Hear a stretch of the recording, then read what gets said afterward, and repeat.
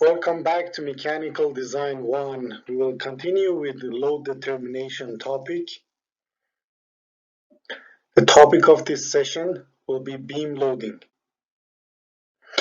Outlines are as follows: support and connection types, simply supported beam, cantilever beam, beam loading, shear and moment, example, and singularity functions. Definition of beam. Beam is any element that carries loads transfers to its long axis and may carry loads in the axial direction as well. Okay, so you see here in this picture lots of beams and they carry loads transferred to its long axis. Okay, so here you see on this one, for example, where is the long axis? This is the long axis, yes? This is the main axis. And where's the direction of the load?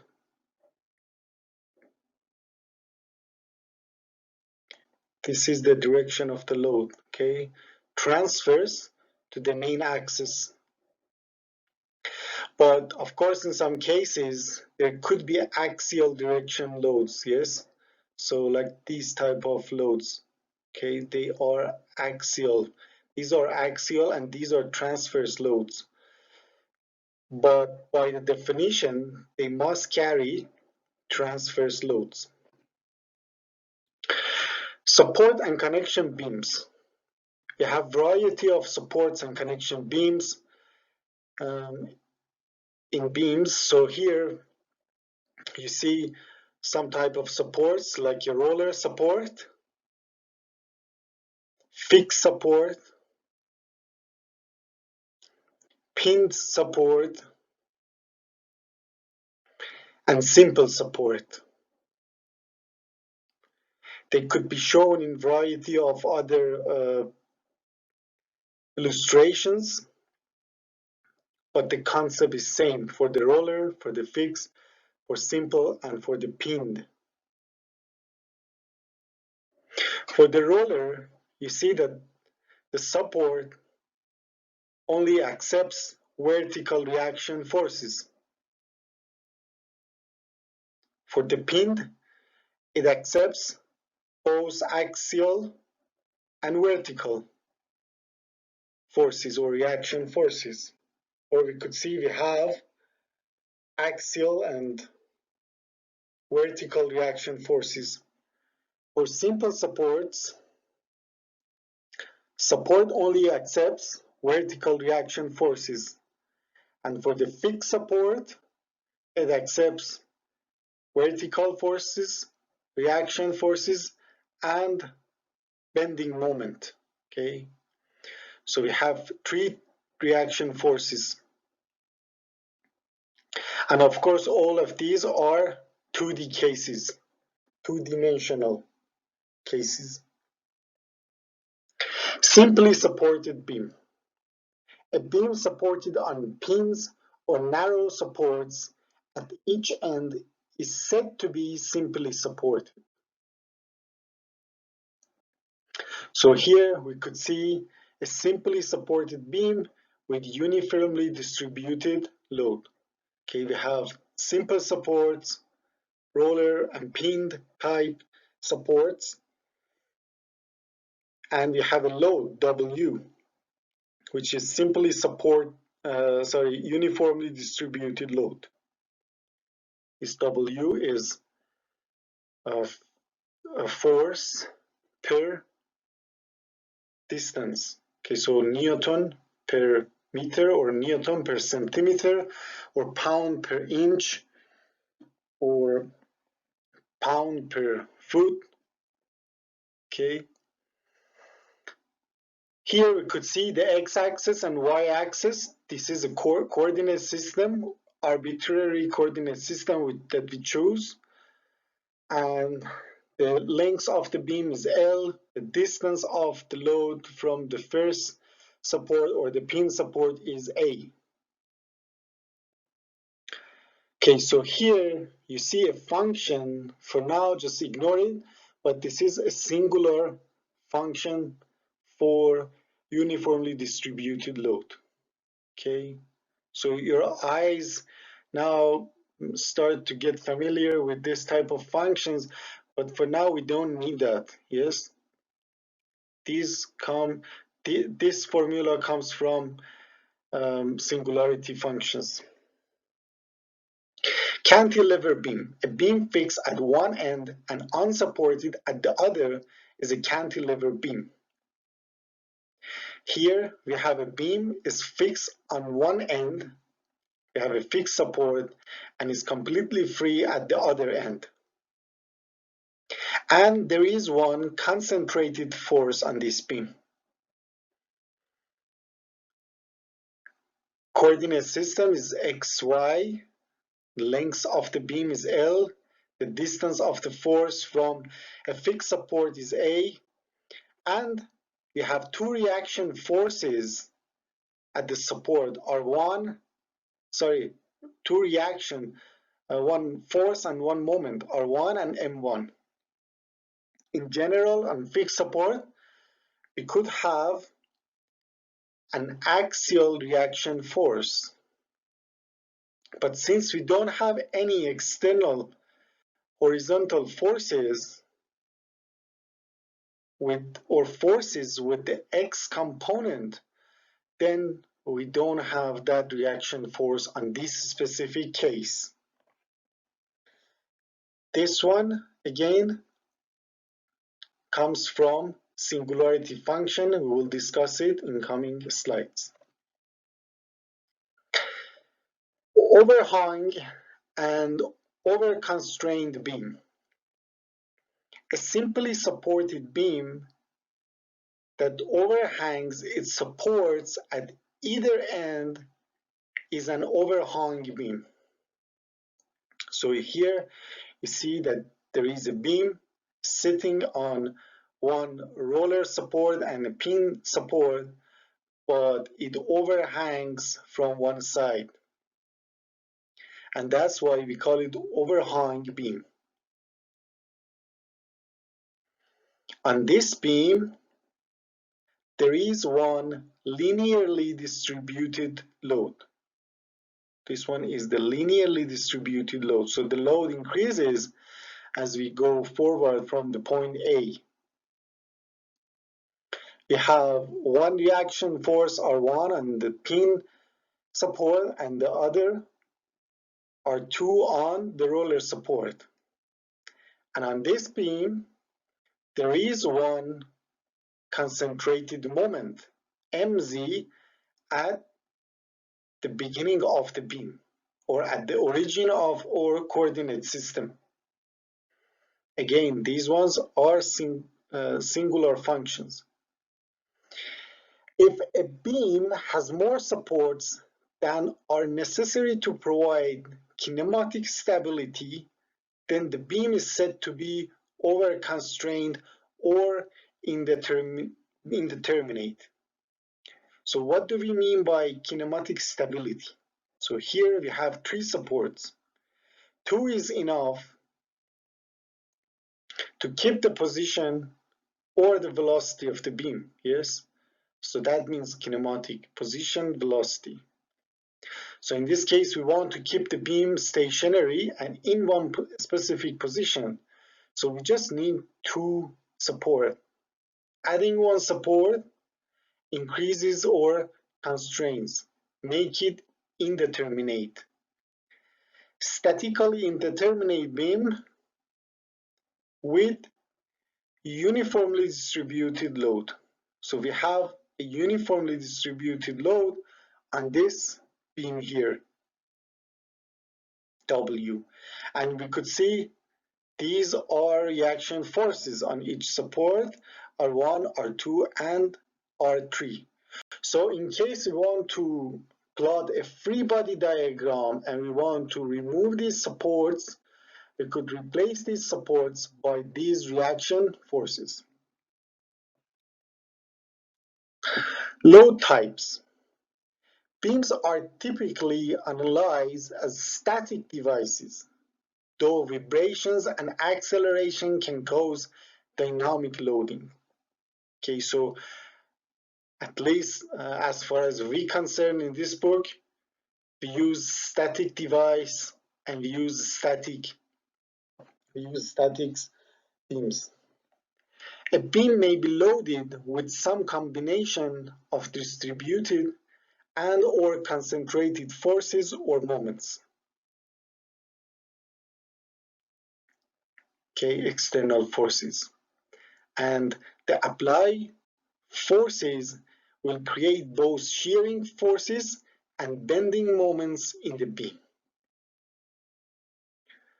Okay, so you might remember from statics and dynamics what are shearing forces and what are bending moments. We will briefly review on shear forces and bending moments in coming slides. Here you could see there is a beam, and on this beam there are some forces and reaction forces. If we cut the beam and want to plot a free body diagram of a portion of the beam, then on the cross section of the beam there will be a shear force and the bending moment. Without this shear force and bending moment, the new free body diagram cannot hold or equilibrium Newton's equation, sigma F equals 0, sigma M equal to 0. So we need that shear force and bending moment. So the material should tolerate that shear force and bending moment. By Oort convention, you see what is a positive bending moment and what is a negative bending moment. This is Oort convention in this book. Could be different in other books. And what is a positive shear and negative shear on the left portion and on the right portion. Okay, shear and moment. A load analysis must find the magnitude and spatial distribution of these shear forces and bending moments on the beam. The shear forces V and the moment M in a beam are related to the loading function Q by Qx is equal to first derivative of V and is equal to the second derivative of M.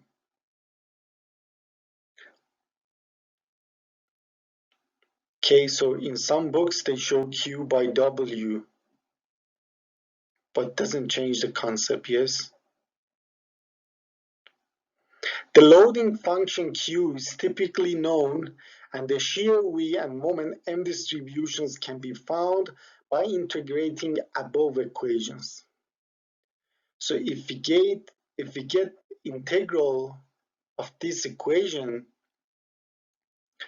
we will have the integral of dv, okay, the first part, is equal to the integral of q dx and is equal to VB minus VA, or shear force at the point B minus shear force at the point A. And these are closed integrals, so we have a lower bound and upper bound. But where this formula come from, we will see in the next slide.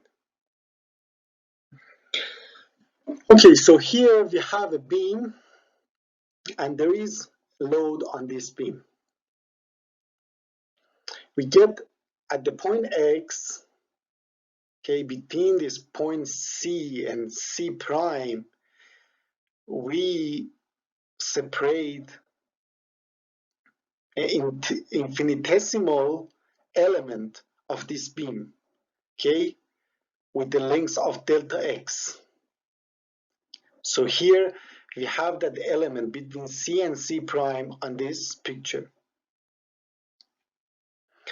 Now, since we separated this element from the other parts of the beam, we will have shear forces and bending moments on both sides. Based on our convention, the positive direction of the moment on this side is shown, as you could see in this picture, and on this side. And the shear force, this is the positive based on our convention, it's in the direction of the positive shear force. So we have M and V, but as we move forward, delta X, then the shear force changes by delta V. So now we'll have a shear force of V plus delta V. Why the direction is opposite on the other side?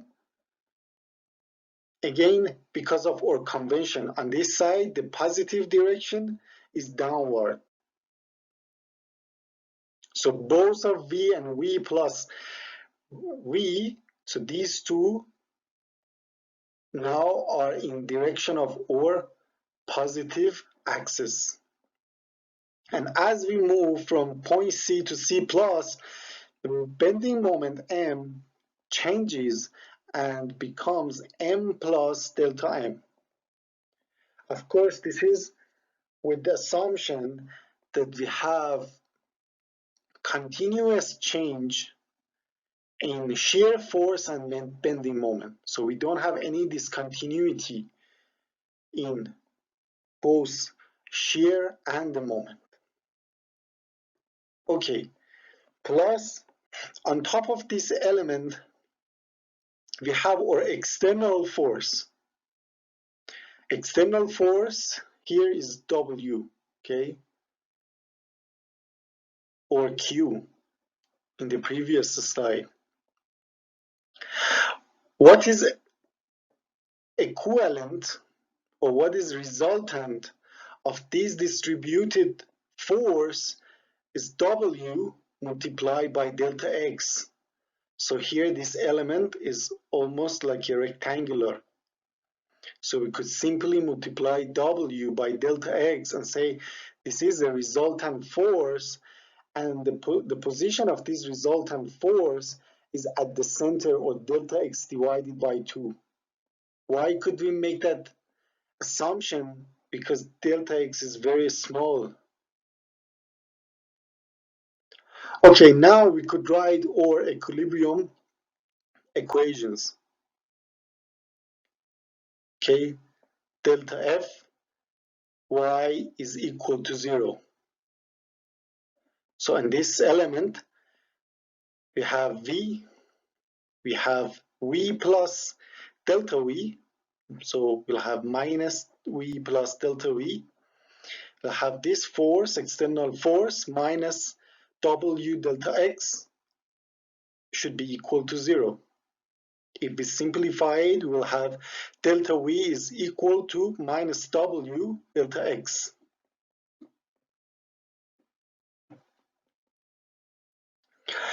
Or we could see that if delta V,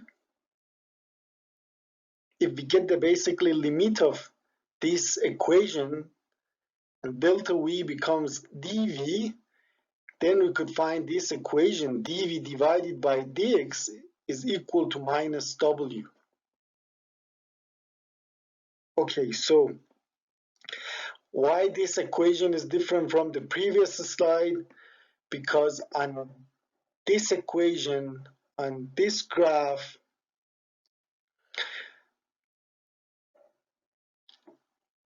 you see that W is negative, so W is downward is negative.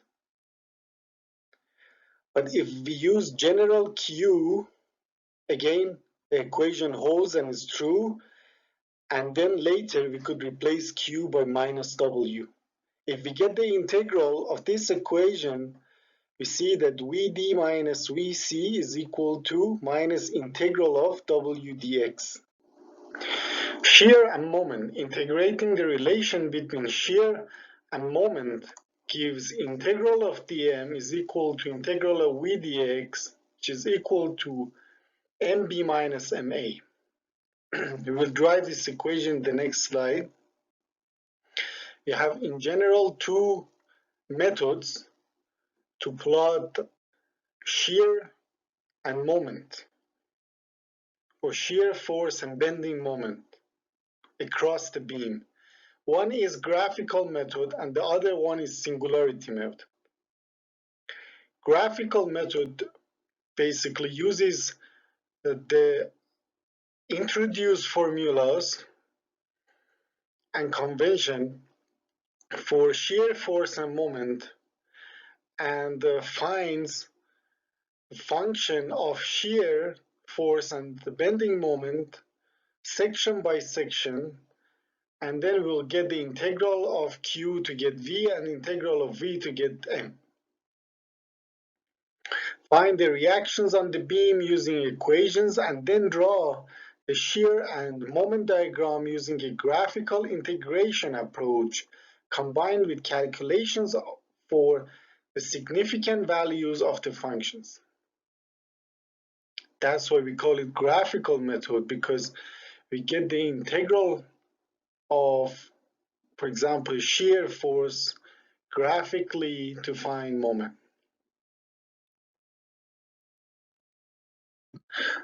Okay, so let's see how this formula dm divided by dx is equal to v, or derivative of m is equal to v. Again, if we use the same element as we had in previous slides and get the moment around point C, so sigma of mc should be equal to 0, because this element is in static equilibrium. Okay, so this element is in a static equilibrium, so summation of all moments should be equal to 0. Okay, so here we have m plus delta m, we have minus m because it's in opposite of m plus delta m. We have v plus delta v multiplied by delta x. This is the arm of this force here. And we have this force w delta x, and the arm of this force is delta x divided by 2. Okay, if we do simplification, we could find this formula, and delta x square, this term, could be ignored and could be assumed to be 0 when the delta x is equal to dx. So we will have delta m is equal to v delta x, or dm divided by dx is equal to v.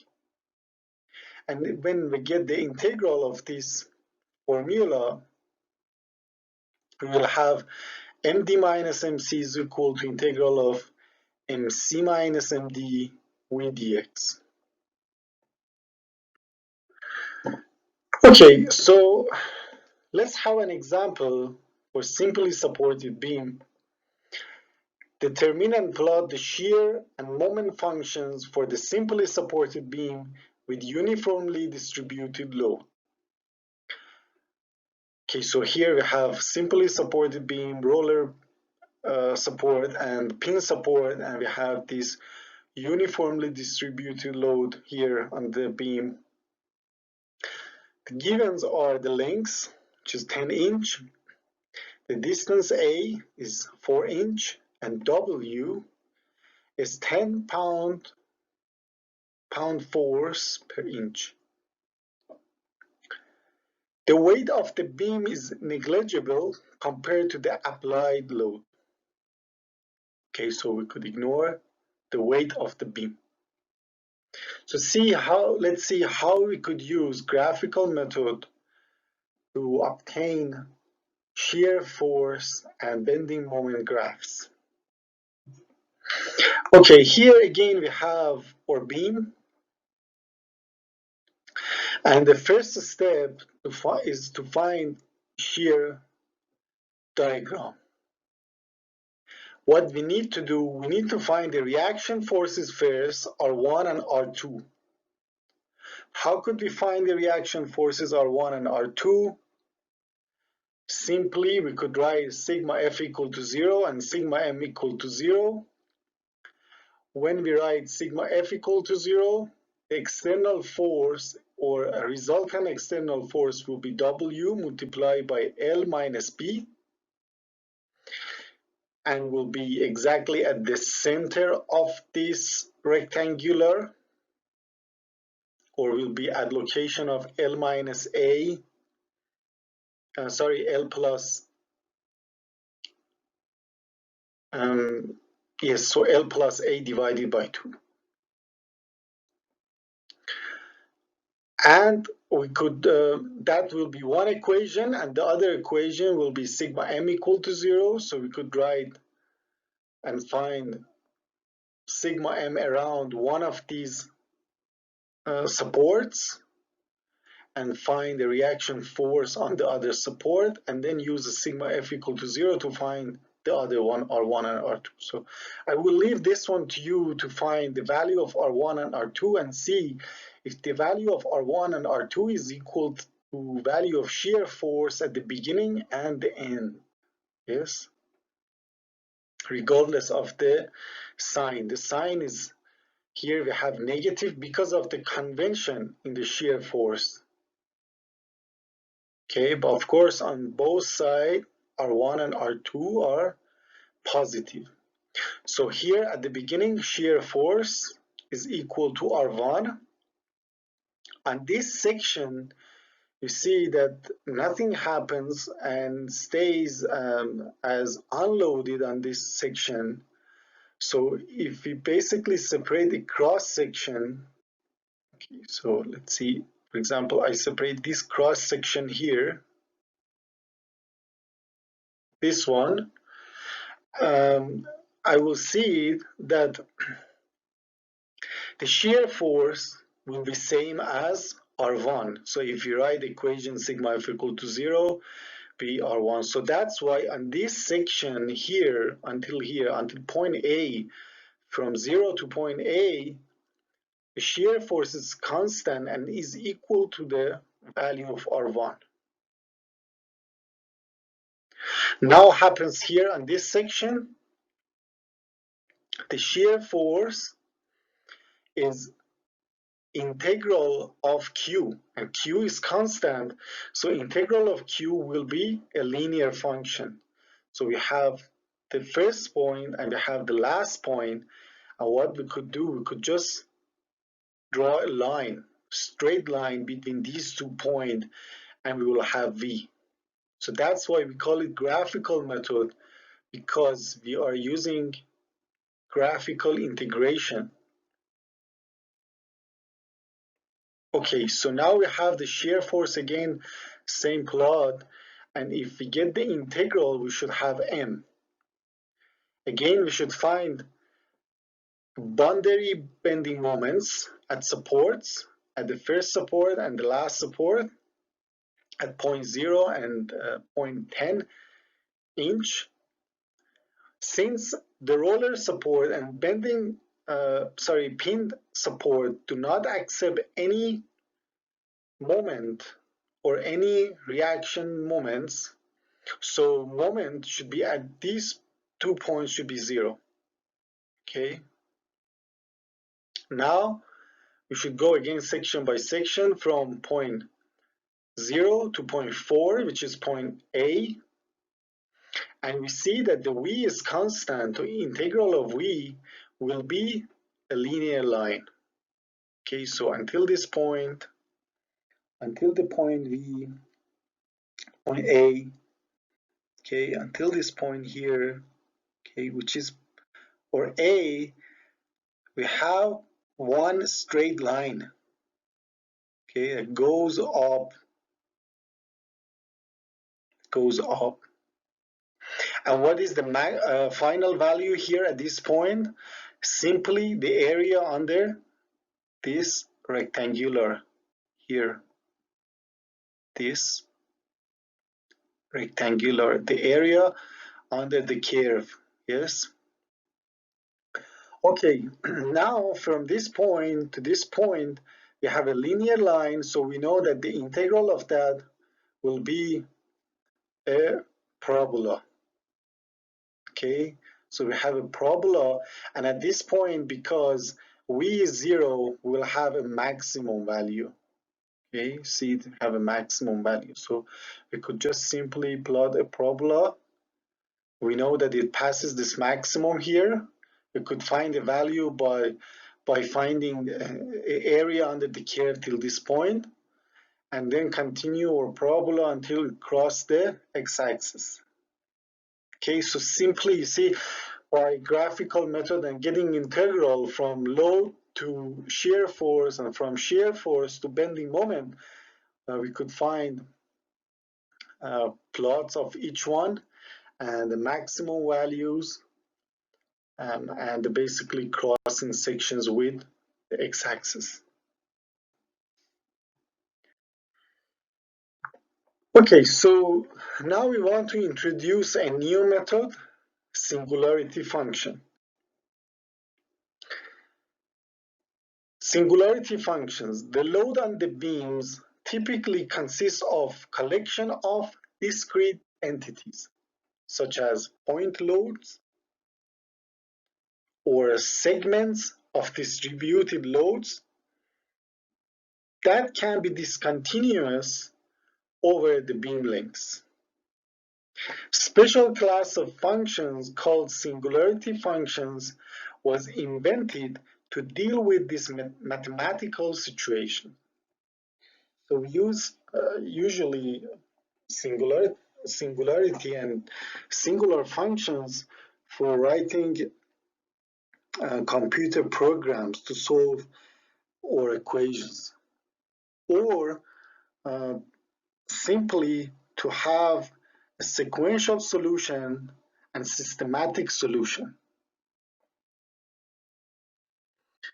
Singularity functions. What is a singularity function? So this is a definition. You see here we have these broken brackets. Okay, it shows this one is a singularity function, not just a normal function, is not a simple bracket, is not a simple parenthesis. Yes, so this broken brackets shows that this one is a singular function. So x minus a to the power of n. So what is the definition? If x is more than or equal to a, then this singular function is just a normal function, x minus a to the power of n.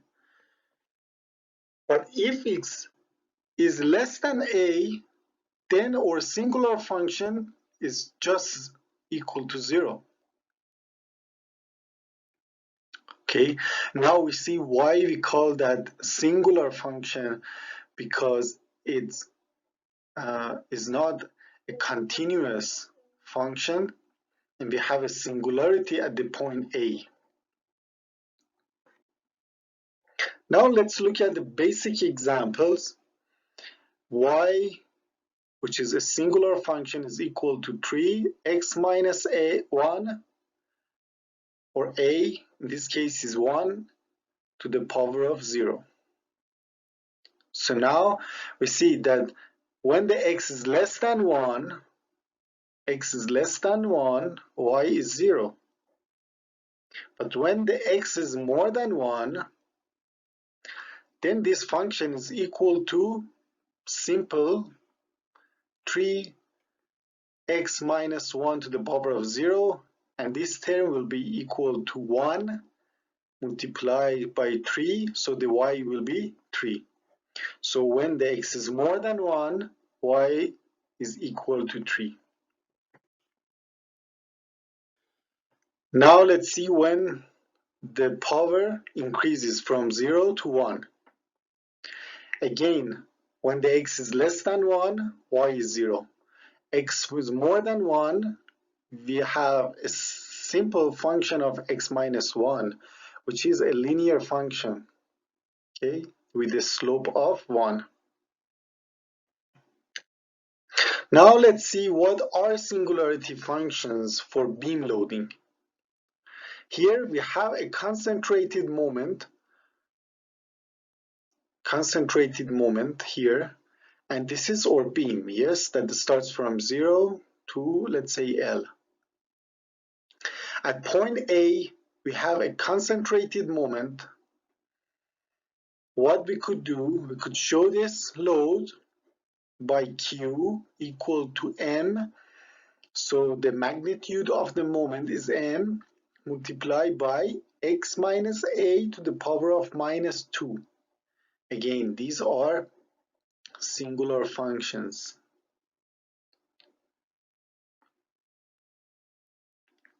Now, let's see how we could get the integral of Q.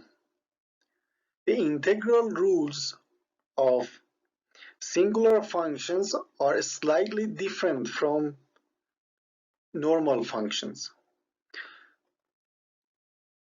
So again, x minus a to the power of minus 2. When the x is not equal to a, this singular function is equal to 0. But when the x is equal to a, then the singular function is equal to plus minus infinity. Now, what is the integral of the x minus a to the power of minus 2 is equal to x minus a to the power of minus 1. So the power increases by 1. Okay, so minus 2 to minus 1.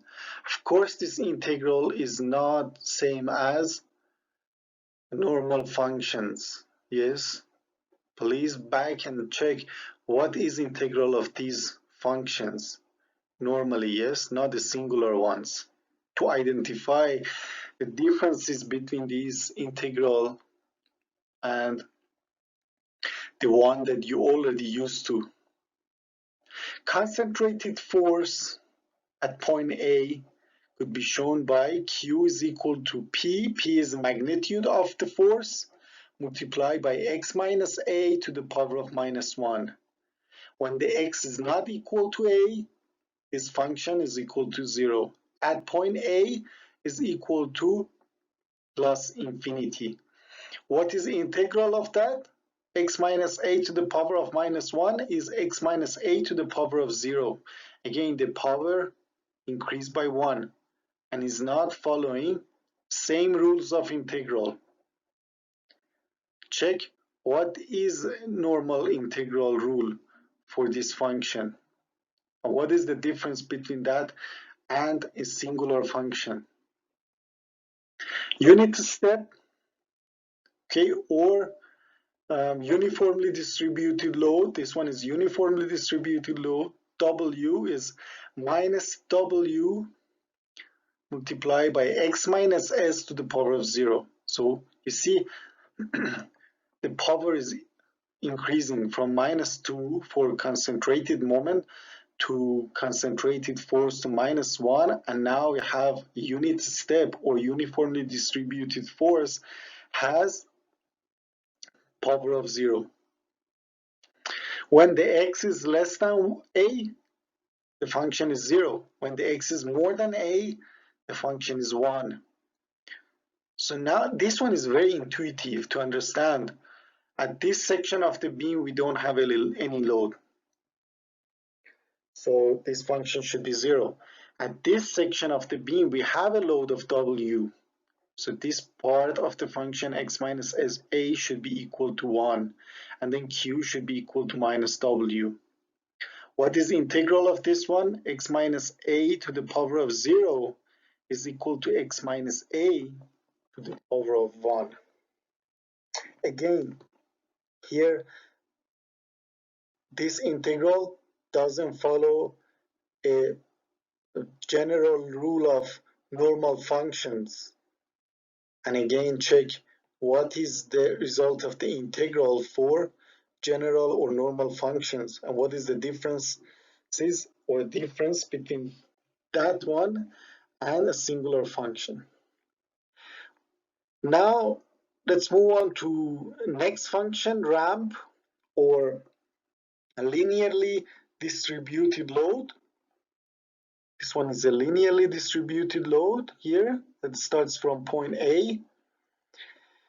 The load function Q is equal to m minus m multiplied by x minus a to the power of 1.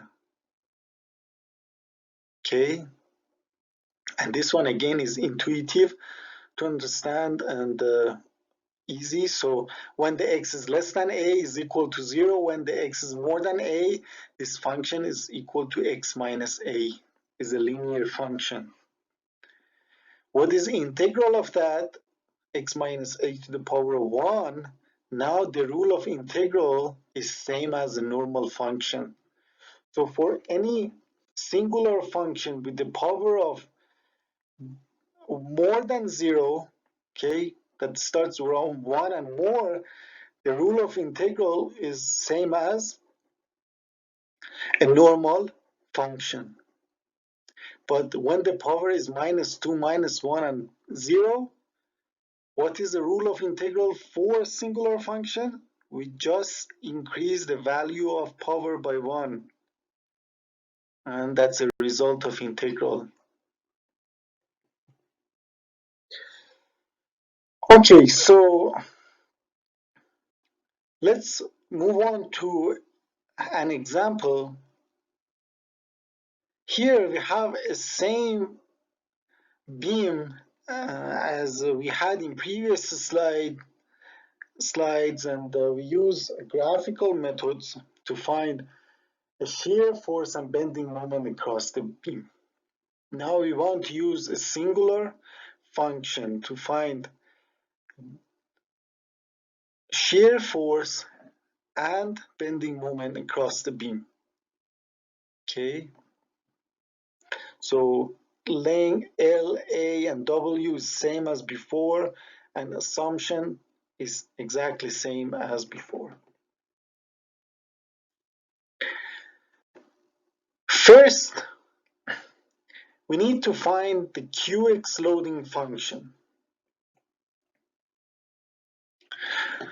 So Q is equal to, so let's see what loads we have.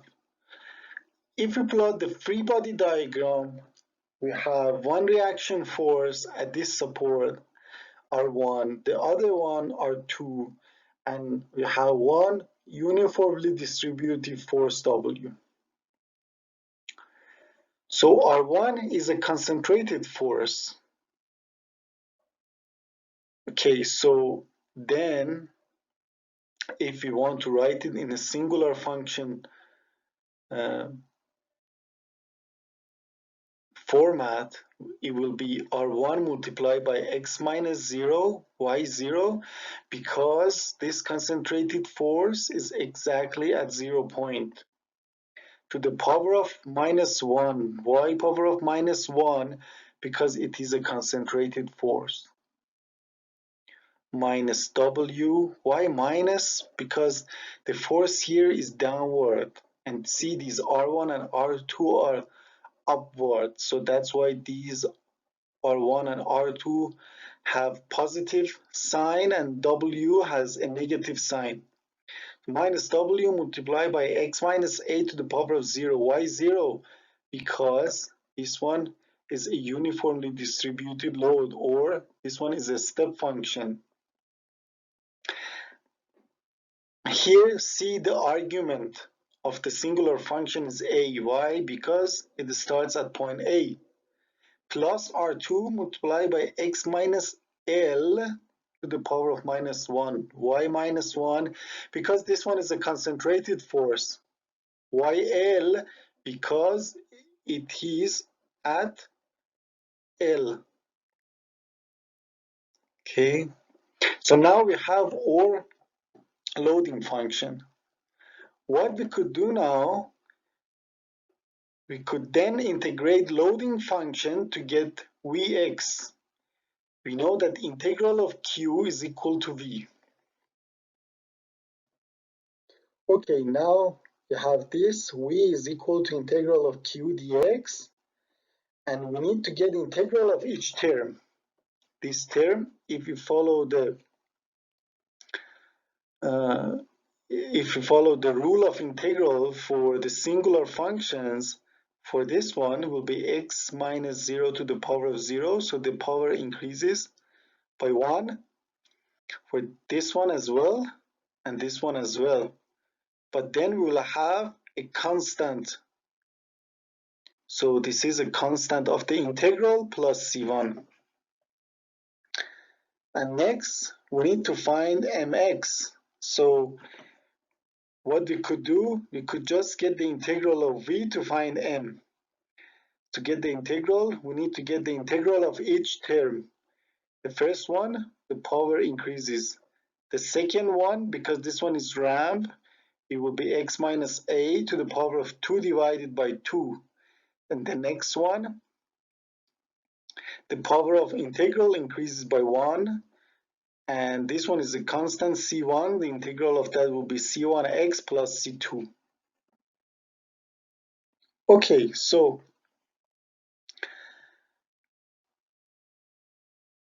let's see if we could write those equations for a cantilever beam. On cantilever beam, we have R1 reaction force and M at the fixed support, and at this specific example, we have concentrated force F at point A.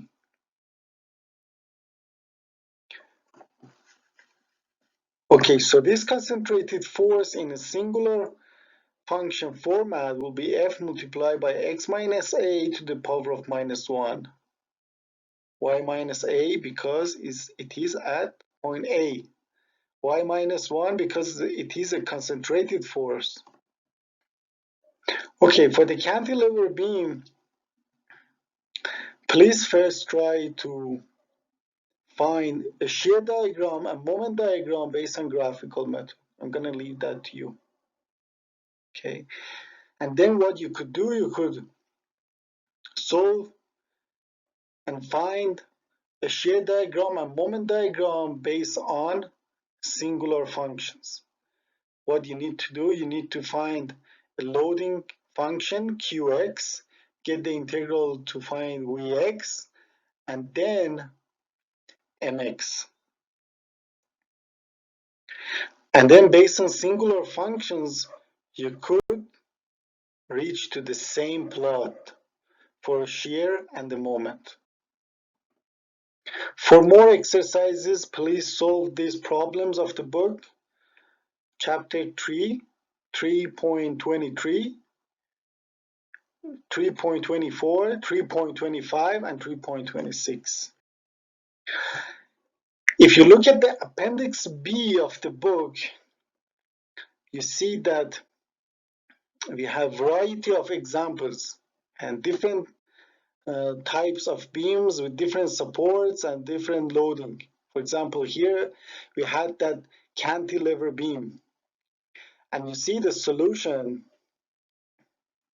You see both graphs of shear force and bending moment, and you see what is the load function, the singular function for the load, and what is the V function and what is the M function. Try to find this Q, V, and M yourself and compare it with the solution in the appendix B.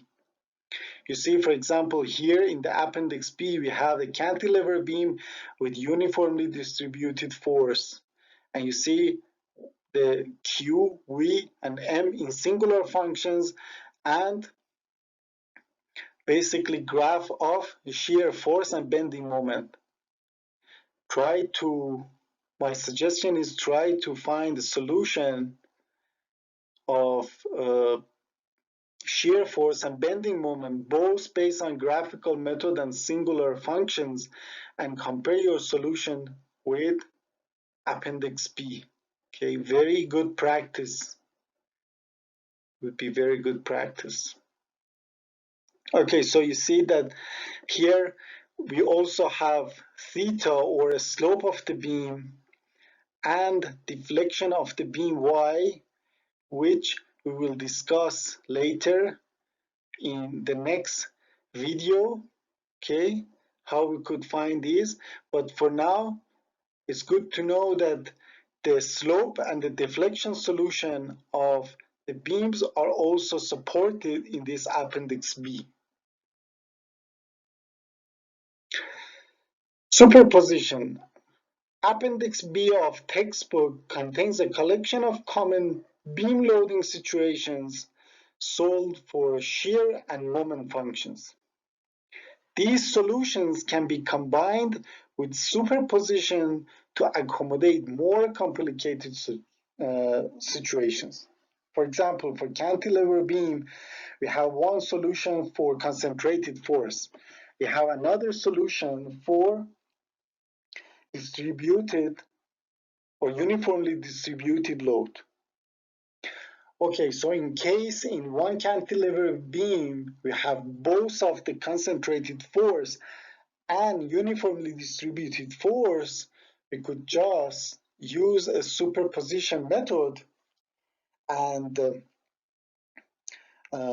add function of, let's say, shear force of concentrated force with shear force of uniformly distributed load. Okay, so we simply just need to add solutions for the shear force and bending moments together to find solution for the new beam. And this is what we mean by superposition.